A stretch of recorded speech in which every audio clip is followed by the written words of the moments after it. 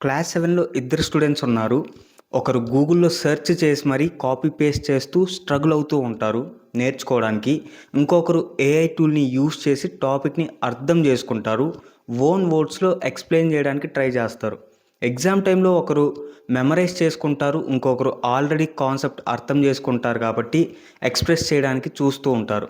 ఇక్కడ డిఫరెన్స్ ఏంటంటే మార్క్స్‌ని స్కోర్ చేయడంలో కాదు. వాళ్ళు అప్రోచ్ అవ్వే లెర్నింగ్ మెథడ్‌లో ఉంటుంది.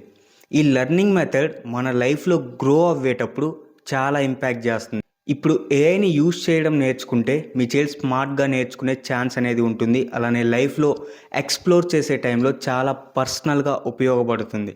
లేట్ అయ్యాక స్టార్ట్ చేస్తే చాలా కష్టంగా ఉంటుంది. ఎందుకంటే ఎంతమంది అండర్ గ్రాడ్యుయేట్స్ ఇంకా స్ట్రగుల్ అవుతూనే ఉన్నారు. ఒకసారి ఆలోచించండి. మన ఆల్టర్ మైండ్ ఎర్లీగానే ఏంటంటే గైడెన్స్‌తో పాటు ఏఐని నేర్పిస్తుంది. హ్యామ్డ్ మెథడాలజీని యూజ్ చేసి క్లాసెస్ 6-10కి అంటే స్టూడెంట్స్‌కి మనం ఏఐ యూసేజ్ కోర్స్‌ని నేర్పిస్తున్నాము. మీ చైల్డ్‌కి కరెక్ట్ డైరెక్షన్ ఇవ్వాలి అని మీరు అనుకుంటే అండ్ ఏఐ యూసేజ్ నేర్పించాలి అని అనుకుంటే వాట్సాప్ నంబర్‌కి స్మార్ట్ అని మెసేజ్ చేయండి. మళ్ళీ నెక్స్ట్ వీడియోలో మాట్లాడదాం. Until then this is Vishnu Chamarthi signing of.